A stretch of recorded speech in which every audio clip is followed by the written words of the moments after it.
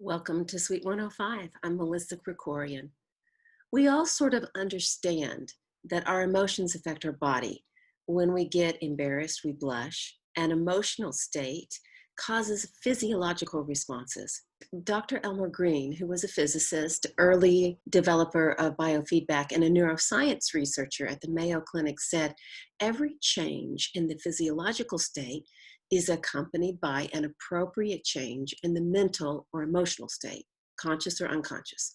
And every change in the mental or emotional state, conscious or unconscious, is accompanied by a change in the physiological state. In the study done in Finland in 2013, 700 subjects were asked to watch, look at, or listen to evocative emotional material. Then they were asked to color in a blank body chart where they felt in their own body either stronger or weaker sensations. Notice how anger shows up in the fists and shame in the eyes. The entire body quickens with happiness, and feelings of pride resonate mainly in the chest and the face. Depression exhibits a sort of exiting or leaving the entire body. We call these body sensations somatic markers. Soma means body in Latin. And as you develop a more sophisticated body sense, as you begin to really recognize yourself through physical explorations of novel movement sequences, not rote exercises, you develop the ability to recognize these somatic markers. Why is that important? Somatic markers, places in your body that hold emotional content, can act as flags to keep us from falling into habitual behavior. If I can sense my fists or my gut tightening, I, by the very act of sensing, have slowed the process down so I can choose my response versus just overreact in a habitual behavior. Stress triggers the sympathetic nervous system. Many of you have heard of the sympathetic nervous system. I've got 2 short videos on my YouTube channel that describe it in detail: Change Your Pain, Change Your Brain, and Physical Pain from Emotional States. In short, when we feel threat of any kind, physical or emotional, the threat triggers a brain structure called the amygdala, which in turn sets in motion a cascade of brain activation to mobilize us towards safety. Hormones and neurotransmitters are released to shuttle more blood sugar, fuel, to our brain so we can begin to think more clearly, even see better. Our heart rate increases to send oxygen to powerful muscles for either fleeing or fighting. And because surviving this minute is more important than building up biological infrastructure, growth and tissue repair and reproduction, those systems are dampened down in service to overcoming the threat. Short term, this is great for running away from a tiger or pulling your car off your child. However, prolonged stress erodes resources until one nears physiological bankruptcy. There's a tipping point based for each individual depending on the person's robustness and the intensity and the duration of the stressful conditions. But once reached, the tables turn and our physiological infrastructure starts to be compromised. This is where immune and digestive and reproductive disorders proliferate. One more interesting twist is that some stress works for us.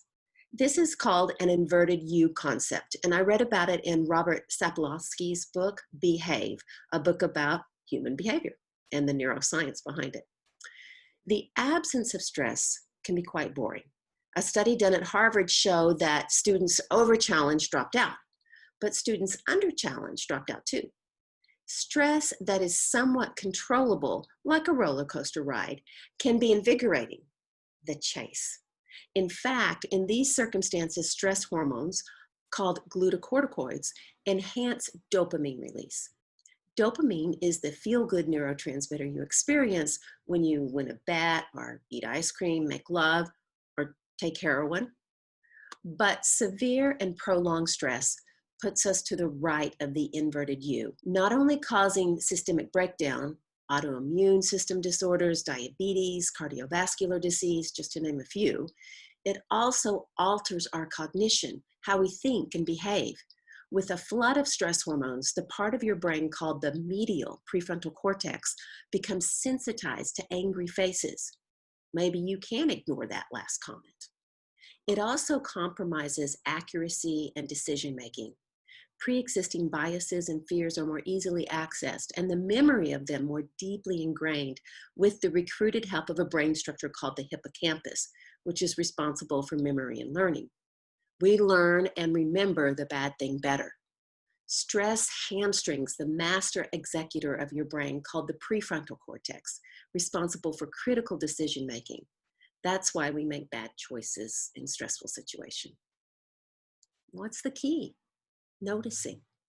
But many of us have so shut down listening to our bodies because of chronic scary pain. We don't even notice we have a headache. We've had headaches or backaches or knee pain or shoulder pain for so long, we just ignore them.